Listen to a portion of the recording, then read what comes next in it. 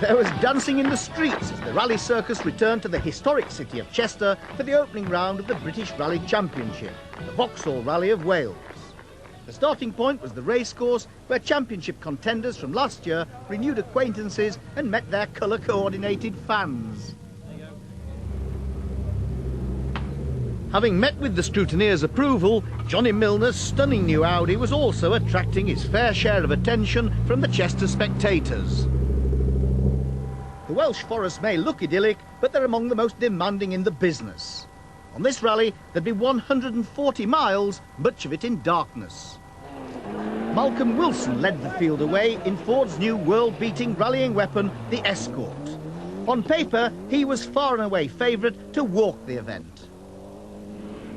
But hot on his heels were the young Subaru upstarts, Richard Burns and Alistair McRae, both only 22 and both new to powerful Group A cars. This is Alistair and co-driver David Senior egging him on. Flat right into medium left, minus, and flat crest. Also making his debut in a new car, Welsh farmer and former British champion David Llewellyn in a Vauxhall Astra.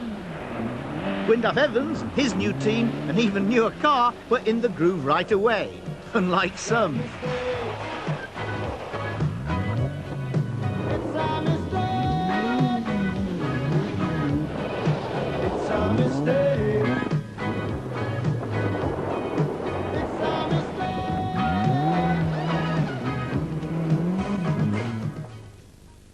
It must have been a difficult decision for Shell to move away from their proven 1992 Ford Sierra. We had a lot of success, as you know, last year with Ford, but the Audi opportunity came along, and it was a new car for us to develop with Audi. And of course, our relationship with Audi goes back 10 years in the UK, so it was a new car, a new opportunity. And how's Johnny performing today? Are you pleased with that? Yes, his job is to drive it for the first time, as you know, and not put it anywhere where he shouldn't. And finish hopefully back in Chester tomorrow, so it's the first event of the championship, so very much a learning curve for him as well.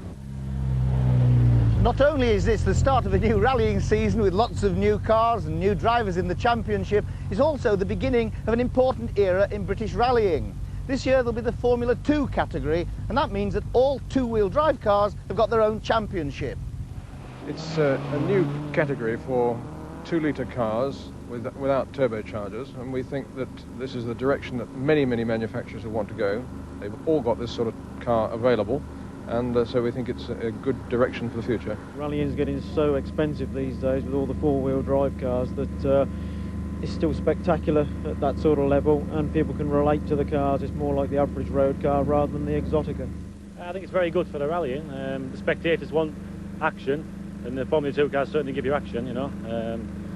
It's a lot more competitive, a lot closer racing, and you know, it's what the sport needs, really.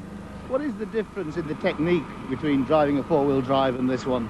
Well, the main difference obviously is that the front of the car is doing the driving, and when you come into a corner, it's important to get the front wheels pointing the same way as the car, so you need to steer with the back of the car with your left foot on the brake, and then keep the wheels reasonably straight to go through the corner. I think if it's too sideways, I've been driving it a little bit too sideways, I think, because I've been like that, you've got too much lock going the wrong way into the corner, and I think you just lose all the speed coming out of the corner. A couple of hours into the rally, the cars had reached Snowdonia, and Malcolm Wilson had had a nasty shock. He suddenly realised that this rally wouldn't be the walkover everyone expected, and he was having to draw on all the skills at his disposal to stay in front. That young whippersnapper Richard Burns was right up there with Malcolm and had the audacity actually to beat him on a couple of stages. Gwyndaf Evans in the Group N Escort was in total control of this section and 1 minute ahead of his nearest challenger. 90 right, junction, it's hairpin, it's hairpin. Co-driver Ian Grinrod was helping David Llewellyn get to know the intricacies of two-wheel drive, and they were well in the lead in Formula 2. Meanwhile, in the Lombard Junior section, Brendan Creeley from Northern Ireland was leading in his Honda Civic.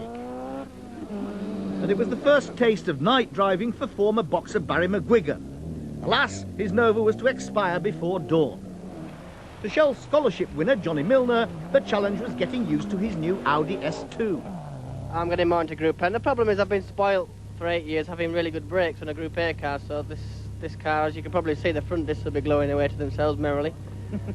Now, the brakes are good at the start, but then at the end you've not got any. It had been a good debut for the Audi, but having made 10th spot his own, Johnny had a minor excursion in Ystwyth Forest and sadly retired.